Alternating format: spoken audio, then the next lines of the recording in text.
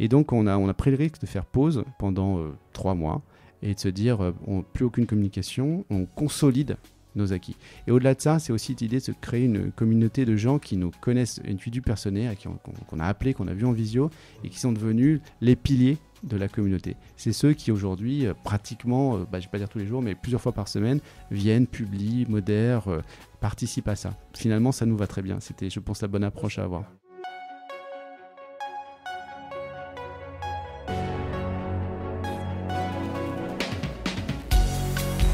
Bienvenue dans Mediarama, le podcast du futur des médias. Je suis François Desfossés et chaque semaine, je rencontre des entrepreneurs, des têtes penseuses et des experts de la galaxie média. Ce podcast est proposé par Cosa Vostra, agence de conseil tech et créative. Retrouvez-nous sur cosavostra.com.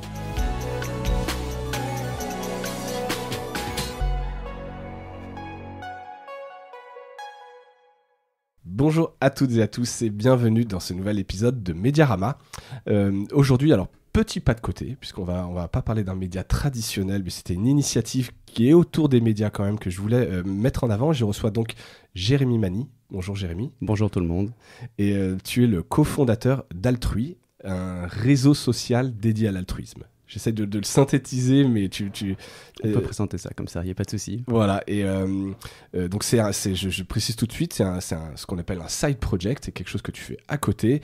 Toi, tu es quand même connu, ton nom résonne dans les médias. Tu es l'ancien patron de Netino, qui est donc cette boîte quasiment utilisée par tous les médias en France, sur la modération des contenus, qui avait été rachetée par Webhelp, maison dans laquelle tu es resté, et tu es country manager au Canada, basé à Montréal désormais. Basé à Montréal, c'était ton souhait.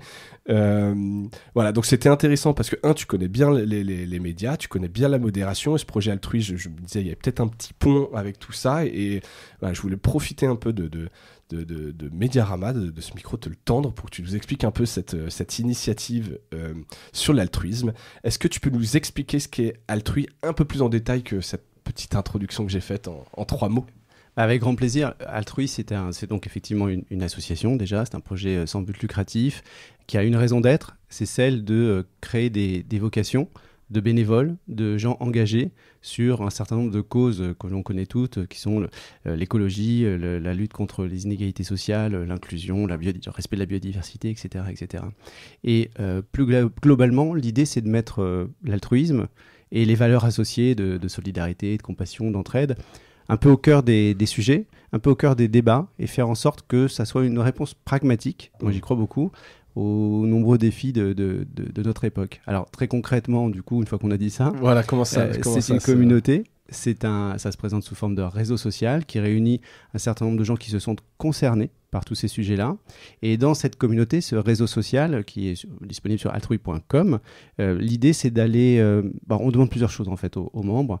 La première chose, c'est d'aller faire de la curation de contenu. Donc concrètement, on crée un compte comme n'importe quel réseau social. C'est relativement rapide puisque à nouveau, on n'a pas de vocation à être gagner beaucoup d'argent. Donc il n'y a pas de données personnelles collectées, etc. Ça va très vite. Mais une fois qu'on a dit ça, on va demander aux membres de faire déjà la curation de contenu. C'est là où il y a un vrai sujet par rapport aux médias. C'est que sur Altrui, on va trouver des contenus, donc des articles, des podcasts, des vidéos qui viennent du monde, qui viennent de Brut, qui viennent de Radio-Canada, qui viennent du Soir Belgique. N'importe quel type de média, n'importe quelle langue. Alors francophone pour l'instant, mais par contre toute la francophonie, et puis du média extrêmement connu au blog plus petit, moins connu, mais très pertinent, qui peut être de très bonne qualité. C'est vraiment de la curation. Le membre identifie un contenu qui est dans nos thématiques et le publie, en tout cas le soumet à la communauté sur Altrui. Il y a ensuite une logique de modération. On pourra y revenir. Basée sur la communauté, on y reviendra tout à l'heure. Il y a un système un peu original là-dessus. Et puis quand le contenu est accepté, il est publié et on a dans ces cas-là un fil qu'on peut retrouver sur un espèce Facebook, de newsfeed, un newsfeed, avec un certain nombre de contenus, mais qui ont tous cette particularité, en tout cas ce pitch d'être positif, élevant, inspirant, qui donne envie d'agir. C'est ça le principe clé des contenus qu'on peut trouver sur Altrui. Et une fois, alors pour poursuivre la logique, une fois qu'on a ces articles, on les a lus, il y a un suivi des actions, ou non, maintenant l'initiative est donnée aux lecteurs, aux membres de la communauté de le faire. Vous n'allez pas plus loin aujourd'hui que proposer ces articles, ces initiatives et mettre en avant celles qui marchent bien. C'est le cœur du sujet parce que c'était notre MVP, ça s'arrêtait là. Et puis on a lancé une version plus récemment, une sorte de V2, qui est disponible du coup aussi sur Internet. C'est pas simplement l'app. En fait, c'était le départ, on n'a fait qu'une app et c'est là où c'était un peu trop limité. Et on l'a élargi avec un partenariat dont on est extrêmement fier, qui est d'une plateforme qui s'appelle jeveuxaider.gouv.fr, une plateforme gouvernementale qui met à disposition de n'importe quel internaute des centaines, peut-être même des milliers d'annonces de bénévolat ou d'entraide particulière pour des associations. Et donc concrètement, on est sur un réseau social dans lequel on peut rentrer dans les logiques de solidarité par le contenu, par les histoires, par le storytelling. Moi, j'y tiens beaucoup parce que c'est un premier pas relativement facile, mais qui permet de découvrir des associations qu'on pense connaître parfois, mais pas si bien, et puis d'autres qu'on ne connaît pas. Et quand on est suffisamment mature, ou ça y est, on se dit pourquoi pas franchir le pas, en 2-3 clics, grâce aux API de Je veux aider, on a la possibilité de postuler à une mission qui peut être ponctuelle, de 2 heures, qu'on peut faire de chez soi, depuis chez soi, on va dire, ou plus longue, et qu'on peut faire aussi près de chez soi, et là on rentre son code postal. Donc là, il y a vraiment la brique un peu de l'action qui a été rajoutée. Exactement. Très bien. Donc moi, ça explique bien un peu le fonctionnement. Je l'ai dit, tu es l'ancien patron de Netino. Est-ce que tu peux quand même nous parler de cette ancienne vie? Parce que, en fait, ma question était comment c'est venu Altrui? Parce que quand on parle de Netino, donc modération de contenu, on le sait, il y a des choses, c'est dur la modération de contenu parce que c'est de l'humain et il y a de l'homophobie, il y a de l'appel à la haine, il y a de la violence, c'est très très dur. On voit le pire des commentaires et de l'âme humaine. Est-ce que ça t'a quelque part marqué au point? Est-ce qu'il y a un point de départ là avec ça sur Altrui ou pas du tout? Probablement de façon très très certaine. Donc j'ai un parcours d'entrepreneur. J'avais commencé début 2000, fin 99, donc j'ai la chance d'être tombé pendant la bulle, le lancement, on va dire, d'Internet. On était tous sur la même ligne de départ, expérimenté par expérimenté. Et puis quand on est étudiant, c'était peut-être probablement plus facile. Donc j'ai eu une première entreprise de 2000 à 2010, et en 2010, j'avais revendu donc cette première entreprise. Je rachète Netino, qui était une petite structure à l'époque, et qui était spécialisée, probablement un petit peu tôt déjà, mais sur la modération. Je dis un peu tôt parce qu'en 2010, il n'y avait pas encore des besoins énormes en modération. Les réseaux sociaux étaient existants mais naissants. Les marques s'en étaient pas encore emparées. C'était pas encore massif. C'était pas encore massif. On voyait bien que ça allait venir. Les premiers forums commençaient à avoir des débordements. Et il y avait les fameux commentaires sous articles aussi dans des grands médias, où déjà beaucoup de questions se posaient à l'époque sur l'automatisation, sur est-ce qu'il faut les garder ou pas. C'est des débats qu'on a eu pendant 10 ans. Donc moi, j'ai développé cette structure, on a levé des fonds, on a grandi et on a effectivement finalement travaillé pour pratiquement tous les médias français dans cette logique de modération. Alors, je ne sais pas si nos auditeurs, entre guillemets, connaissent tous ce principe-là, mais c'est l'idée de relire ou revisionner ce que les internautes publient. Ça peut être sous les commentaires de maîtresse, ça peut être sur les réseaux sociaux, dans l'idée de retirer tout ce qui est haineux, tout ce qui n'a pas sa place, qui ne respecte pas la charte. La charte de l'éditeur, ou la charte de bonne conduite, ou la loi, tout simplement. Oui, principal. Dans le socle commun, c'est effectivement la loi, et puis ça peut aller au-delà par les insultes, des vulgarités que certains médias accepteraient, parce que peut-être plus jeunes ou plus cool, et puis d'autres ne veulent absolument pas voir. Ouais. Dans cette logique-là, il y a un principe humain fort, parce qu'en fait, c'est extrêmement subtil. Et puis il y a beaucoup de volume, donc il y a humain et machine. On va dire qu'il faut des algorithmes de plus en plus sophistiqués, en disant ils ont beaucoup évolué, et toujours l'œil humain qui va in fine trancher sur les cas où la machine dit ces zones grises. Elle doute quoi, mais c'est un doute. Et il y en a encore beaucoup, faut pas croire. On a toujours l'impression que ça y est, le machine learning et autres, on fait que maintenant tout est automatisable, mais c'est pas vrai. Toi qui es bien dedans, c'est pas vrai. Sinon, on n'aurait plus de haine en ligne sur les réseaux sociaux, ça aurait été réglé depuis longtemps. Oui, ça serait même en direct. Et on en parlait avec Jean-Michel Demarchi, une pastille actu, on regrettait un peu qu'il n'y ait pas Enfin, il y a de moins en moins de commentaires en fait. Est-ce que c'est parce que ça coûte cher? Est-ce que c'est parce qu'en fait il y a pas de valeur ajoutée? Mais alors j'ai l'impression que ça repart gentiment. Il y a des solutions comme Logora, je sais pas si tu Oui, bien tu sûr, je les ai connais. vus grandir. Voilà, j'imagine. Il y en a d'autres. Une espèce de discuss à la française. J'ai malheureusement oublié le nom. Je les avais rencontrés au salon de la presse au futur. Je sens que ça revient timidement, mais à un moment donné, tous les médias ont un peu coupé les commentaires. Pourquoi? C'est ingérable? Alors, il y a les commentaires sous les articles des médias, puis il y a leur propre page Facebook aussi, où là c'est plus compliqué de couper, même s'il y a plus de possibilités maintenant. Il y a toujours cet arbitrage à avoir entre c'est une demande de la communauté, c'est une demande des lecteurs quand même, et ça crée un effet fidélisant certain. Les gens aiment, en tout cas beaucoup, commenter, mais surtout lire. Il y en a beaucoup plus de lecteurs que de commentateurs. Il faut vraiment avoir ça en tête. Pour peut-être 100 commentaires sous un article, on va probablement avoir plus de 1000 lecteurs.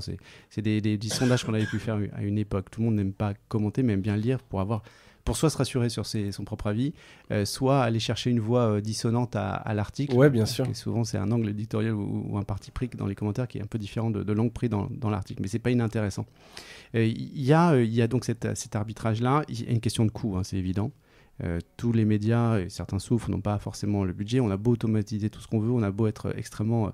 c'est très peu coûteux aux commentaires, pardon. Mais les masses, les masses ça fait beaucoup de travail, surtout qu'il faut le faire 24/7, il faut le faire en quasi temps réel, sinon ça déborde vite. Il y a peut-être aussi un peu de mépris chez certaines rédactions, parce que c'est pas toujours très qualitatif. Oui, de mettre au même niveau. Oui, le journaliste, il n'aime pas trop voir son nom, puis en dessous des tas de commentaires qui parfois l'insultent d'ailleurs, en tout cas le critiquent. C'est pas ce qu'on demande de toute façon un commentaire. Il y en a qui sont extrêmement pertinents, mais c'est aussi intéressant. Alors ça, c'est moi à titre personnel là, qui m'exprime, mais c'est intéressant de voir justement comment les gens réagissent. C'est le pouls. Moi, j'ai l'impression, tu vois, c'est le pouls positif, négatif. Puis après, avec les systèmes de vote et de modération, mettre en avant. C'est Reddit qui est bien fait à ce niveau-là. Reddit est un très bon exemple de communauté vivante, avec quelques débordements parfois, mais surtout énormément de passionnés. Ouais. Et même sur l'équipe, on peut avoir des commentaires extrêmement pertinents. Je prends toujours un exemple comme ça moi j'adore le tennis. En général, on n'a pas tous les comptes rendus de matchs de tennis dans l'équipe. Il y en a tellement de matchs qu'on a parfois juste le résultat ou une petite brève. Ouais. Mais dans les commentaires, on va avoir des gens qui ont vu le match et qui vont pouvoir commenter et pouvoir dire pourquoi ça s'est joué au 3e set à ce moment-là sur un point clé. Et ça, c'est extrêmement pertinent. Il y a d'autres qui adorent décortiquer les statistiques. Mais c'est vrai qu'au milieu, on va tomber sur des trolls, ou des commentaires extrêmement peu intéressants sur une moquerie parce que le joueur français au final a perdu et que ça fait rire beaucoup de gens, mais c'est pas ça qui est intéressant. Ce qui est intéressant, c'est comment s'est déroulé le match. En parlant de ça, juste une anecdote, il y a pas longtemps, je sais plus son nom, mais quelqu'un qui pariait beaucoup et qui insultait tous les joueurs de tennis. Oui, c'est un phénomène qui est de forte ampleur. L'équipe a fait un très beau. Ouais, exactement. Et ils les ont confrontés, etc. Et je trouvais ça intéressant. C'est toujours après, c'est un grand débat qu'on va pas ouvrir là, mais sur le sentiment d'impunité sur Internet, d'anonymat, etc. Ça, je pense que tu as été confronté un peu à tous ces sujets-là. C'est toujours l'arbitrage à avoir entre ces prises de parole qui débordent et puis ce procès permanent qu'on peut faire à modération d'être de la censure et de bloquer la liberté d'expression, ce qui pour moi est un faux débat. Je suis même convaincu que c'est l'inverse. On voit très bien que quand il n'y a pas de modération, c'est là où on ne peut pas s'exprimer. Donc pour moi, la modération, c'est une accélération de la liberté d'expression parce que on permet à toutes les opinions de s'exprimer, y compris celles qui sont minoritaires. Et s'il n'y a pas ça, c'est uniquement la majorité qui s'exprime, parce que la minorité est tellement menacée, moquée ou insultée, qu'elle finit par se taire. Et par se taire, bien sûr. On va aller voir sur d'autres forums et partir. Donc, type personnel, je ne fais pas partie de ceux qui pensent qu'un feu rouge ou un panneau stop, c'est une sérieuse entrave à la liberté de circulation. Comme les ceintures. Et de la même façon, qu'il y ait des règles dans la façon dont on s'exprime sur des grands réseaux ne me choque pas non plus. Bon, écoute, très clair. Et donc je reviens à cette question. Est-ce que l'origine d'Altrui, comment c'est venu? Est-ce que tu penses qu'en fait on a besoin de plus d'altruisme, ou tu vois qu'il y a des initiatives, il faut les rassembler? C'est quoi vraiment le point de départ avec ton associé? Alors, j'ai plus son nom. Yves Delnat, effectivement, qui m'a rejoint après dans l'aventure, un peu plus tardivement. Mais l'idée, c'est que, oui, j'ai vu, effectivement, j'étais témoin et commentateur, on va dire, de cette haine en ligne pendant des années. On avait la chance chez Netino d'être assez souvent médiatisé, et j'ai remarqué qu'à chaque fois qu'on m'invitait sur un plateau de télé ou radio ou autre, c'était pour dire du mal des réseaux sociaux. C'était vraiment la thématique. Il fallait un témoin qui vient diaboliser la non-modération ou la mauvaise modération des réseaux sociaux. et pour les critiquer in fine. Et c'est pas faux, il y a eu des erreurs, mais c'est un métier tellement compliqué que c'est pas si étonnant que ça. Ouais. Par contre, dès que j'ai essayé d'en placer une sur... Mais il n'y a pas que ça, il y a des choses fantastiques sur les réseaux sociaux, il y a des vidéos extrêmement pédagogiques sur YouTube, il y a des groupes Facebook qui sont hyper inspirants, il y a des comptes Instagram qui donnent des informations ou des témoignages magnifiques. Ça intéresse pas. Ça intéresse pas. Ça intéresse pas trop les médias. Et pourtant, c'est majoritaire. À mon avis, c'est majoritaire. Sauf qu'on est choqué par ce qui ne va pas. Donc ça m'embêtait intellectuellement. Et c'est probablement aussi une des origines d'Altrui, c'est de se dire, si on ne parle que du mal, si on ne parle que des choses qui ne vont pas, des choses anxiogènes, on se replie sur soi-même. Et à contrario, il y a un côté mimétisme social. Quand vous mettez en avant des contenus de gens inspirants, par exemple, quelqu'un qui sauve une vie, généralement, ça fait une demi-brève dans les médias, ça, on n'en parle pas vite, pas souvent, pas longtemps en tout cas. Alors qu'un assassin, on va parler de tous les détails, on va avoir des tas de témoignages jusqu'à son procès, etc. C'est les moteurs de réaction classiques, humains, quoi. Connus, mais moi je vais pas lutter contre ça, on peut pas. Non, mais par contre, t'essayes de contrebalancer et d'organiser un peu tout ça pour avoir plus de poids et de visibilité. Exactement. Ça rejoint un peu le journalisme d'impact ou journalisme un peu positif quelque part. Je sais pas si tu fais un parallèle un peu par rapport à ça. Il y a un écosystème qui est proche. On va élargir à des choses qui sont pas forcément que sur du journalisme. Du journalisme de solution. Par exemple, si on met en avant, j'ai en tête une vidéo sur Radio-Canada, c'est en francophone, alors c'est une voiture qui est assise sur l'autoroute et puis qui part dans le décor et visiblement le conducteur s'est évanoui. Et on voit une première voiture qui s'arrête, une deuxième, et puis ils sortent de la voiture, ils se mettent à 4, 5 à essayer de casser la vitre. Et on voit que on a l'impression d'être en film, hein, que la voiture commence à fumer. Et donc ils finissent par, ça dure peut-être 2 minutes, c'est relativement stressant, mais ils finissent par sortir la personne qui est évanouie de la voiture, et la voiture explose quelques dizaines de secondes plus tard. Donc littéralement, ils lui ont sauvé la vie.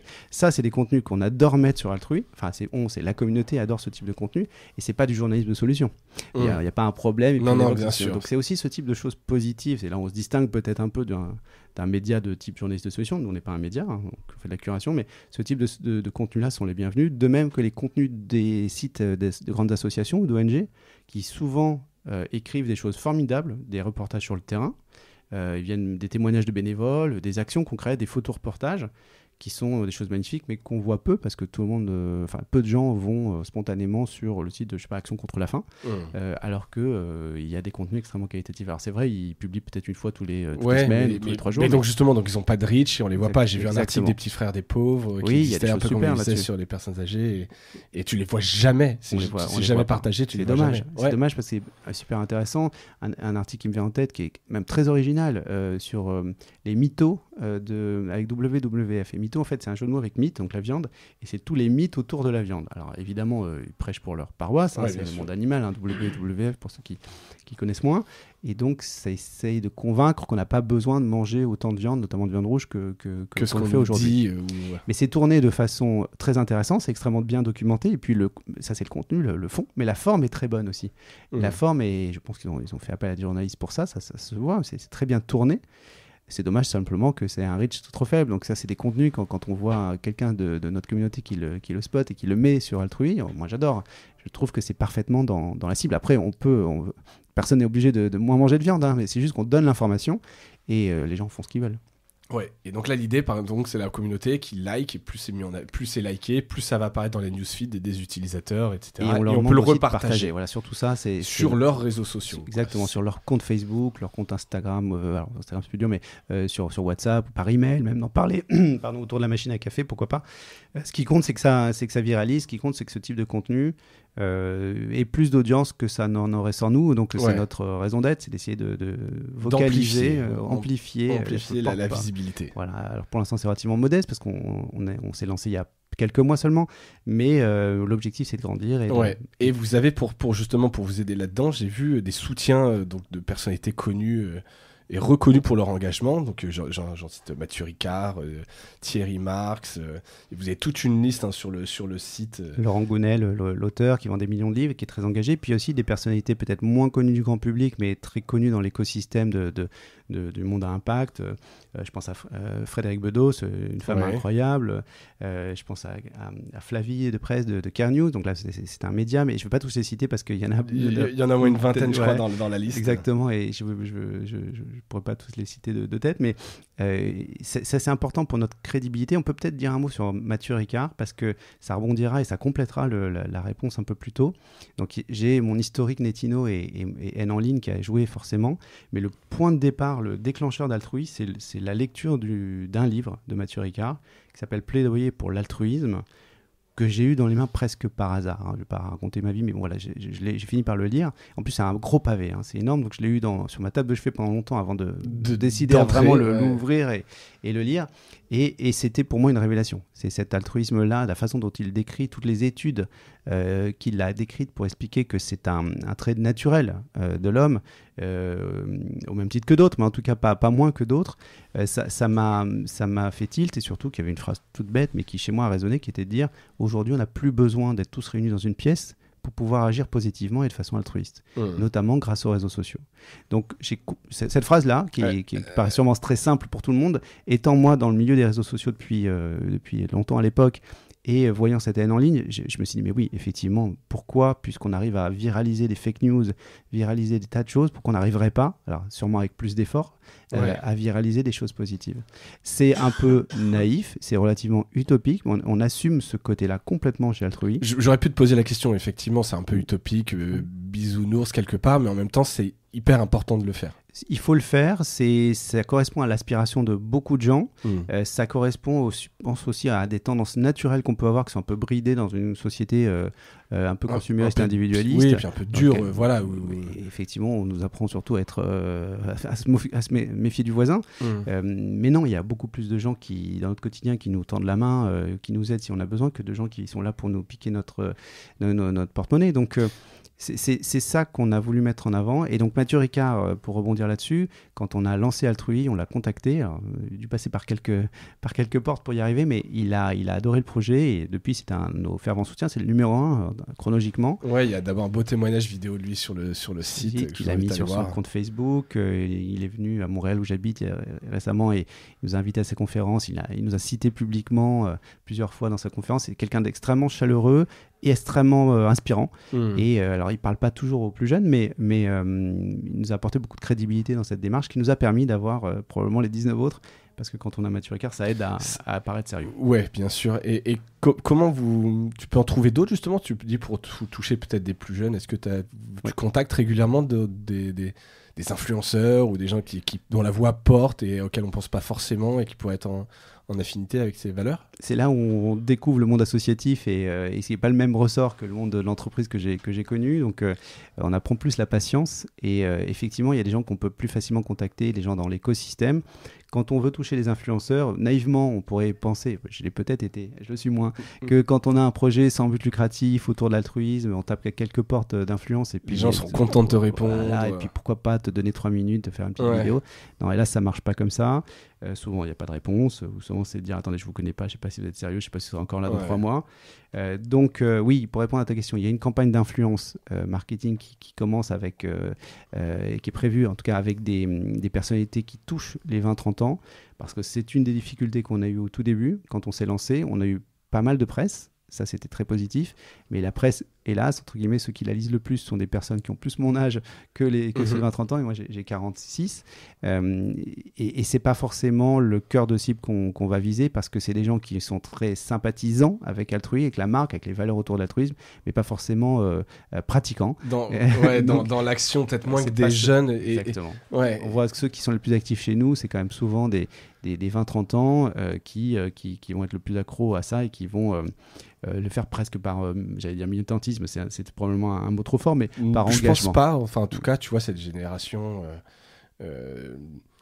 je vais pas dire Mélenchon parce que je vais pas entrer sur le terrain de la politique, mais tu sens qu'il y a une génération sur l'écologie, qui en ont un peu marre, qui ont envie de changer les choses. Et puis t'as encore un peu cette énergie de changer les choses. Je sais pas si à nos âges, nous, on est déjà désabusés ou ça nous intéresse. Mais... il y a beaucoup de gens aussi, mais qui ont d'autres contraintes personnelles, professionnelles, qui ont moins de réflexes, qui sont moins aussi accros aux smartphones et aux réseaux sociaux, donc qui ont moins tendance, qui on va dire, sont un peu plus consommateurs de contenu, de médias, donc ils nous voient presque comme une sorte de média de curation. Donc c'est vrai qu'un sur Altrui, il y a peut-être 15-20 nouveaux contenus par jour, donc sur des thématiques très variées, donc il y a de quoi lire. C'est quand même pas mal. C'est quand même pas mal.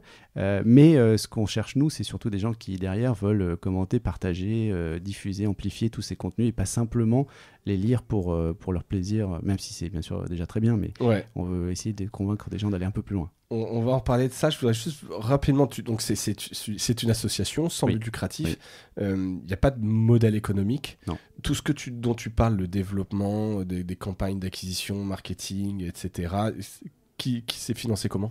Aujourd'hui, c'est financé par mon acolyte et moi-même uniquement. On a la chance tous les deux d'être des entrepreneurs qui avons revendu nos entreprises plutôt correctement et d'avoir mis de côté les sous pour les études de nos enfants. Donc, on est moins stressé là-dessus et on peut se permettre de redistribuer un peu. C'est notre façon à nous de redistribuer. On est tous les deux du monde du digital et on voulait faire le bien, si possible, via le digital. Ça nous semblait cohérent. Puis c'est aussi là où on a plus de réseaux, de connaissances. Et donc d'impact. Et probablement d'impact. En tout cas, théoriquement, c'est là où on peut espérer en avoir un. Donc aujourd'hui, c'est financé sans but lucratif, sans espérance de récupérer ces sous-là. C'est pas grave. Mais bien sûr, à un moment donné, on essaiera d'aller convaincre des mécènes plus fortunés que nous, parce que nous, on n'est pas Bill Gates, de contribuer au développement d'Altrui, d'aller chercher des fonds. Mais dans notre état d'esprit, il fallait d'abord qu'on se lance, d'abord qu'on crée cette communauté, qu'on existe, qu'on ait nos retombées presse, des invitations comme celle-ci, et je te remercie, pour montrer une certaine crédibilité et une présence dans le temps qui perdure, avant d'aller taper à des portes pour solliciter. Et d'ailleurs, cette communauté, c'est quoi l'évolution du nombre d'inscrits depuis sa création ? Tu parlais, c'était il y a quelques mois. Alors tu pourrais peut-être aussi expliquer, vous êtes fixé 1000 jours. 1000 jours, oui, tout à fait. C'est-à-dire c'est un réseau social éphémère. D'accord. Donc vous l'avez créé Day One et dans 1000 jours... 1000 jours après sa création, il s'arrête. Il doit s'arrêter. Pourquoi 1000 jours ? Parce que y a un côté un peu cynique entre nous, je peux me permettre de le dire, c'est qu'à un moment donné, quand tu essayes de... Pardon, je rétropédale pour dire une autre phrase d'abord. Le plus dur, on le sait très bien, c'est pas de lancer une app, c'est pas de lancer un site web, ça c'est pas compliqué, il y a des très bonnes agences et il y a plein de gens qui peuvent t'aider pour ça.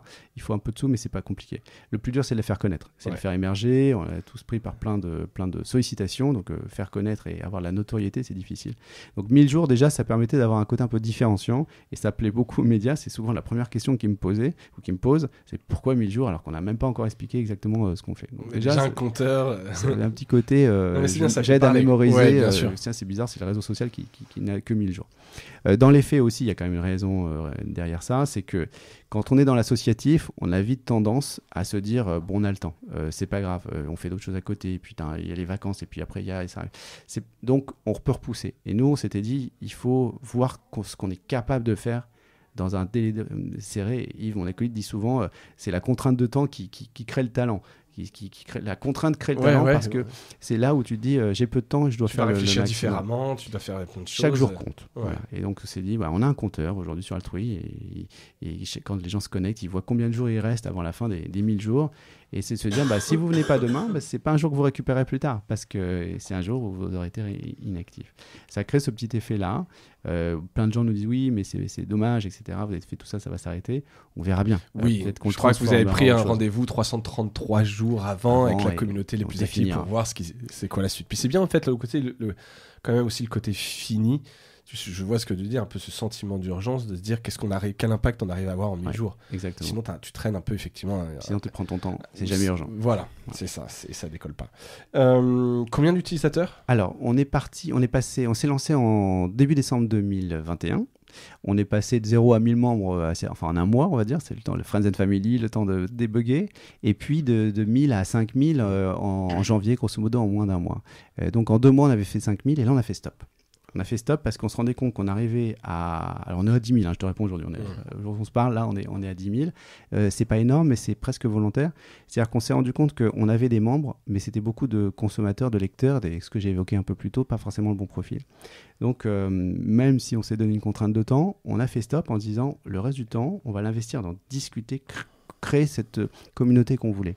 On se rendait compte qu'on avait des gens qui venaient s'inscrire, mais qu'il n'y avait pas de cohérence entre eux.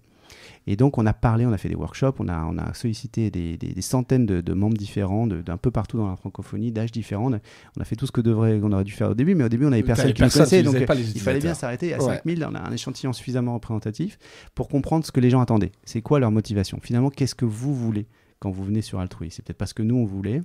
On s'est rendu compte qu'il manquait des fonctionnalités. On le savait plus ou moins, mais quand tu lances un MVP, tu n'as pas tout. Donc, c'est certaines fonctionnalités qu'on a mises en route progressivement, et notamment dans cette V2 récente. Et le fameux partenariat avec Je veux aider comptait beaucoup. Il y a beaucoup de gens qui nous disaient « c'est bien votre truc, on va lire des contenus inspirants, on va peut-être les partager ». Le mimétisme social, on y croit, mais il y a la frustration de dire « so what ?» Après, qu'est-ce qui se passe une fois que j'ai partagé ? Ça m'a pris 3 minutes. Je retourne chez moi, c'est fini. Donc, on n'allait pas réinventer la poudre, mais en créant nous-mêmes des missions de bénévolat, mais on a été chercher cette plateforme qui est extraordinaire, qui est vraiment très très bien faite, et en s'associant. On a rajouté la possibilité de commenter, la possibilité de chat, puis on a aussi mis en avant beaucoup les associations. On n'a pas trop évoqué ça, mais sur Altrui, on met en avant gratuitement des associations avec la présentation, des liens et les contenus qui viennent d'eux-mêmes. Donc aujourd'hui, il y a une douzaine d'associations qui publient elles-mêmes leur propre contenu. Et qui doivent quand même être modérés. Qui passent par la modération, c'est toujours anonyme. Et likés pour arriver dans le Exactement, exactement. C'est la même, voilà, il n'y a pas de passe droit, si ce n'est qu'après ils sont indiqués comme certifiés pour qu'on voit bien que c'est bien eux et pas quelqu'un qui prend le même pseudo, mais ça passe par le même process de modération. Et donc on a pris le risque de faire pause pendant 3 mois et de se dire plus aucune communication, on consolide nos acquis. Et au-delà de ça, c'est aussi l'idée de se créer une communauté de gens qui nous connaissent individu personnel, qu'on a appelé, qu'on a vu en visio, et qui sont devenus les piliers de la communauté. C'est ceux qui aujourd'hui, pratiquement, je ne vais pas dire tous les jours, mais plusieurs fois par semaine, viennent, publient, modèrent, participent à ça. On s'est mis en fait en position, une fois que cette campagne d'influence commencera, et peut-être toute autre action qui nous permettrait de mieux nous connaître, d'avoir déjà des fondations solides, avec une vraie communauté qui est présente. Ouais, et puis des power users, quoi. Exactement. Et c'est ce qui nous manquait peut-être au tout début. Donc, ce qui explique le frein là. Mais finalement, ça nous va très bien. C'était, je pense, la bonne approche à avoir. Ça a permis de bien réfléchir. Vous vous fixez quand même, comme dans une entreprise, des KPI, des objectifs d'audience, de notoriété. Donc là, tu as bien expliqué ce que vous vouliez faire, un peu réorienter la communauté, qu'elle soit plus active, plus d'interactions, des commentaires, etc. Mais vous êtes fixé des objectifs ? On a zappé ce point-là volontairement. C'est-à-dire que Yves, moi, on vient du monde de l'entreprise, on sait très bien ce que c'est un PNL, KPI dans tous les sens, pilotage mensuel, c'est connu, reconnu. Là, dans cette logique-là, on ne savait pas quel KPI prendre, surtout au début. Quand tu te lances, tu dis, mais ok, alors, je sais pas, mettons un exemple qu'on veut avoir 1 million de membres. Est-ce que c'est bien 1 million ?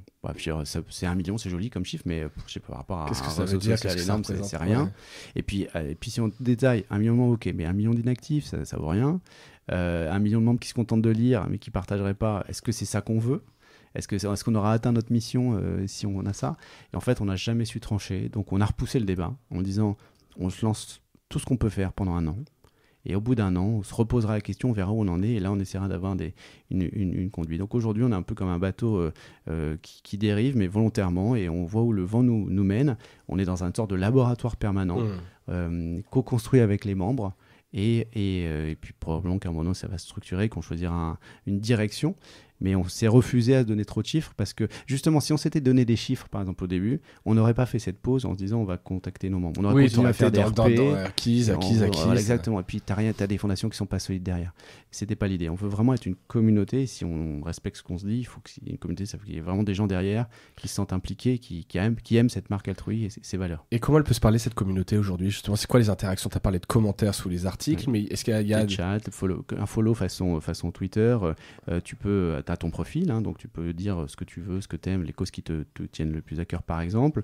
Il y a aussi ce que tu vas publier qui dit beaucoup de toi et tes centres d'intérêt, tes causes. Il y a des gens qui sont exclusifs, je dis des gens, donc des membres, qui sont exclusifs sur le social ou la cause animale ou l'inclusion. Il y en a même qui, dans leur pseudo, revendiquent ce type de choses-là. Et donc, tu peux très facilement chatter avec eux, envoyer un message privé, comme tu le ferais sur un Twitter. Et par exemple, si tu as une association, toi, dans ce milieu, leur dire, écoutez, j'aimerais bien qu'on vous écoute, j'aimerais bien qu'on travaille ensemble, qu'on s'entraide mutuellement. On a l'air d'avoir les mêmes centres d'intérêt, les centres d'intérêt étant des causes ou des thématiques propres à tous les sujets qu'on a évoqués. Ouais, très clair. Et mettez pas comme certains en dehors de l'app, un Slack, un Discord, où les gens pourraient presque encore plus participer, s'approprier le projet, proposer des choses. Je sais, tu vois, avec un truc, est-ce que le chat disparaît par nature? Tout à fait. On n'en est pas rendu là, comme disaient nos amis québécois. J'adore ce que fait Time for the Planet, par exemple, avec ça, qui le fait extrêmement bien, qui a même mis des noms, des lions et autres sur les rôles. Je trouve ça incroyable. Et à la fois, j'ai écouté le parcours, entendu notamment sur le podcast de ton ami associé Mathieu, il le décrit très très bien, ce parcours-là. Au tout début, les premiers mois, c'était pas du tout structuré. Donc c'est un peu un modèle quelque part. Ça nous a rassuré sur le fait qu'on pouvait partir sans avoir tout ça et que ça se mettrait en place progressivement, mais ce serait effectivement un modèle à suivre. Ça peut être une voie, quoi. Super. Écoute, là plus maintenant, la dernière question un peu sur l'avenir, sur quel projet, évolution. Alors là, on vient de parler, ça peut en être une, mais est-ce qu'il y a des projets, des évolutions sur lesquelles tu travailles là en ce moment, vous travaillez en ce moment? Oui, parce qu'aujourd'hui, là, on a parlé d'un réseau social, mais dans les faits, c'est aussi une marque Altrui qui préempte un peu les thématiques de l'altruisme et des valeurs associées. Il n'y en a pas tant que ça, des marques qui ont ce type de thématique-là. Et on se rend compte qu'on a en tout cas un territoire de marque, alors jeune, pas encore très connu, mais qui est dans cette thématique et qui n'a pas raison d'être contrainte à rester un réseau social uniquement. Et donc on réfléchit à des diversifications de cette marque. Alors ça pourrait être, je lance vraiment un brainstorming très, très clair, mais ça pourrait être un podcast, tiens, parce qu'on en fait un, sur les thématiques de l'engagement. Il n'y en a pas tant que ça qui existe aujourd'hui, parce que ça ne fait pas forcément beaucoup d'audience, mais ce n'est pas notre rôle, nous, d'avoir de l'audience. Ce serait plutôt de créer des inspirations, des sources d'inspiration. Donc moi, je rêve d'interviews autour des sources d'inspiration, de pourquoi telle personne, ou notamment des célébrités, des personnalités se sont engagées dans telle ou telle cause. On est en discussion, je dis ça pas complètement au hasard, pour faire un format vidéo avec une grande plateforme connue, un média connu là-dessus, pour mettre en avant ce type de une série. Ouais, mais ça, c'est exactement. Ça peut être une sorte de diversification d'Altrui qui n'a plus rien à voir avec un réseau social. Ça pourrait être un label, ça pourrait être une série de livres, enfin, peu importe, des conférences. Mais décliner la marque, en tout cas, on garder un peu un contrôle édito, enfin, etc. Exactement. Mais que cette marque puisse vivre en dehors de ce réseau social, qu'il disparaisse ou pas presque demain. Enfin, tout à fait. Et puis on pourrait imaginer qu'effectivement le réseau social ne décolle jamais, ou en tout cas pas dans. Parce que c'est dur. Enfin, je veux dire, je t'ai pas posé la question, mais lancer un réseau social, c'est mission impossible. On est d'accord, tu vois. C'est presque la première question que j'aurais dû te poser, tu vois. Oui, effectivement, et je peux le dire parce que souvent on dit vous êtes naïf, mais oui, non, on n'est pas du tout naïf. On est entrepreneurs, on sait très bien tout ça. Et quelque part, notre position actuelle de gens qui avons gagné un peu notre vie et on n'a rien à perdre. Et t'as rien à prouver non plus quelque part. Je crois. T'as rien à perdre, rien à prouver. On se prouve rien, on n'a rien à se prouver. On sait très bien, si je devais donner un pourcentage de chance de ce projet, il est extrêmement faible. Et à la fois, c'est ça qui est beau. C'est ça qui est. En même temps, c'est quoi la réussite de ce projet? C'est ça qui est difficile. Je sais pas. Mais le chemin, c'est un peu bateau de dire ça, mais c'est vrai. Le chemin, il est déjà une réussite parce que on rencontre des gens incroyables. Je citais Mathieu Ricard, j'aurais pu en citer plein d'autres. Mais ça peut être aussi des bénévoles, des anonymes qui ont des histoires incroyables. On rejoint une notion qui est alors. Je crois que c'est Richard Dawkins, l'altruisme réciproque. Je sais pas si ça te parle en fait, alors qu'il y a un trait un peu humain, mais alors qui est pas exactement comme le vrai altruisme, mais c'est que se dire que inconsciemment aider quelqu'un quand il est en galère, il t'aidera peut-être quand toi tu seras en galère à ton tour. Donc tu vois, ce qui est une espèce de oui, sans que ça soit bilatéral. Voilà. Mais en fait, grosso modo, tu peux le tourner de plein de manières, mais c'est que en faisant ça, tu fais des rencontres et puis il y a forcément des retombées positives qui sont pas forcément financières parce que c'est pas l'enjeu. Mais même s'il n'y a pas un succès en nombre de je sais pas, que ça vient pas le grand réseau social, vous aurez forcément gagné. Vous aurez forcément gagné en fait. Par des rencontres, exactement. Je crois qu'on gagnera quoi qu'il arrive parce qu'on voit jusqu'où on est capable d'aller en étant sans but lucratif, en n'ayant pas des moyens marketing colossaux, voire quasi inexistants. Et tu vois qui te tend la main, qui te tend pas la main, et tu as des surprises incroyables chaque jour, des rencontres pratiquement chaque jour de gens que tu connaissais pas dans cet écosystème qui te disent mais attends, pourquoi pas? C'est parce que c'est utopiste, c'est parce que ça n'a pas de but lucratif, c'est parce que ça n'a quasiment aucune chance de marcher qu'il se passe des choses. Et c'est ça qui est incroyable dans cette histoire.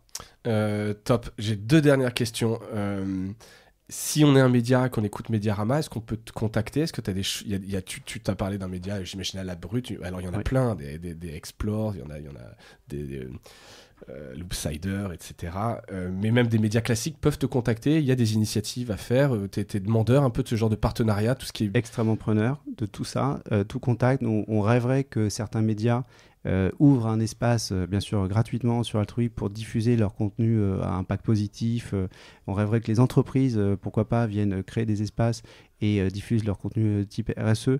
Il y a de la matière pour tout ça. Nous, on est dans le récit, dans le storytelling. Tant que le récit est sincère, alors dans l'univers journalistique, il n'y a pas de débat, mais dans l'univers entreprise, ça peut aussi être le cas.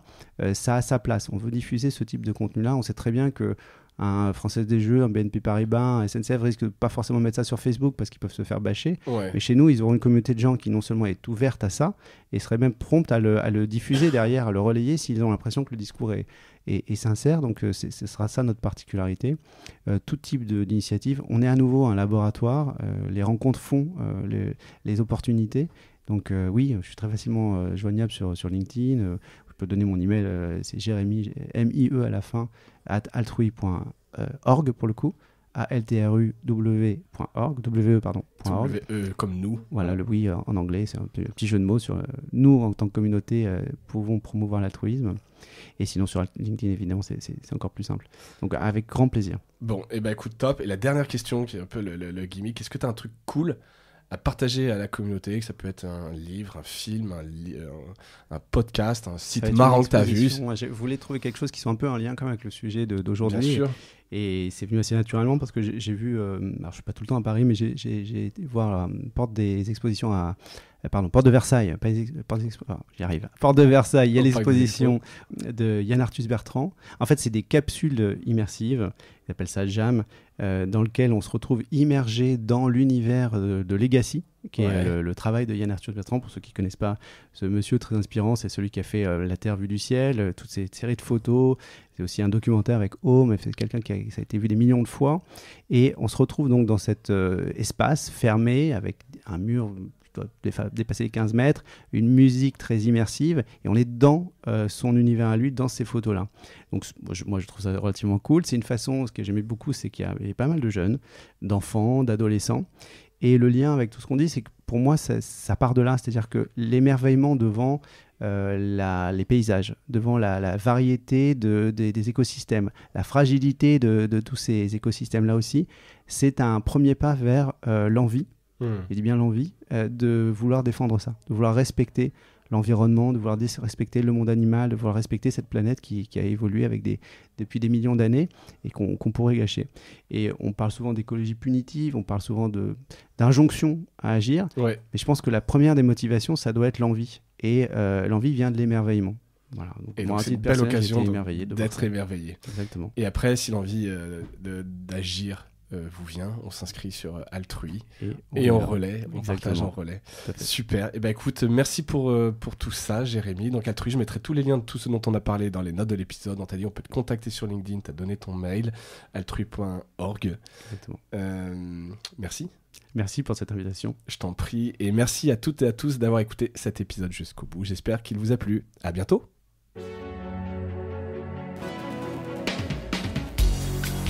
Voilà, Mediarama s'achève. Si cet épisode vous a plu, n'hésitez pas à le liker et le partager. Et puis, si vous souhaitez être accompagné par notre agence Cosa Vostra, contactez-moi par mail mediarama@cosavostra.com. Portez-vous bien.